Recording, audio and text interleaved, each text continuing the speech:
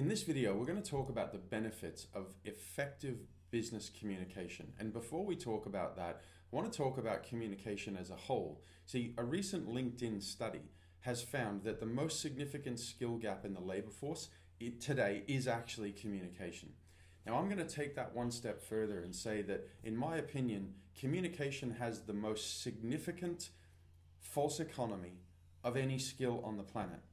Now, to be certain what it is, a false economy is where you reduce spending or you choose not to spend on something in order to gain a perceived savings. But the long-term cost of having not spent that money far outweighs the perceived savings that you got. Now, why does communication have the most significant false economy? Well, I don't know a lot of people that have intentionally invested their time, their effort, their intention, and their energy on developing their communication skills. And at the same time, we know, and it's often documented, that they are the most important skills to develop. So let's talk about what effective business communication requires. So there's quite a few things, but some of the top are: number one, it requires attentive listening.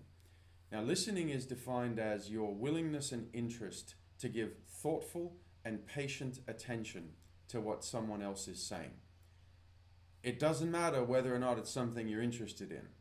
So effective business communication involves attentive listening. It also involves an intention to ensure understanding. And that's something that's often lacking, which is why we so easily end up with misunderstandings. And assumptions also kill understanding. The next thing it involves is a really good skill of empathy. Then there's confidence and the ability to offer useful feedback at the right time. Now, those skills are not insignificant, and they often go wrong, which ends up in upsets and misunderstanding across our communication. So if we look at it a little bit more detailed, painting a clear picture, making sure that you've got both direction and clarity for what you're intending the other person to understand, and also ensuring that they actually do understand it. Being on the same page and ensuring that understanding will increase the engagement and also the positive outcomes that you're aiming for. Now, then you can look at this from the point of view of getting the best out of your staff. If your staff is sitting in misunderstanding, if they're sitting in a place where they're upset with you because you've said something with an unintended tone, and that's activated resistance within them, you're all of a sudden not going to have the most productive staff. Good communication skills will foster innovation and ideation. It will foster creativity. Not only that, you'll also get a far greater degree of team loyalty.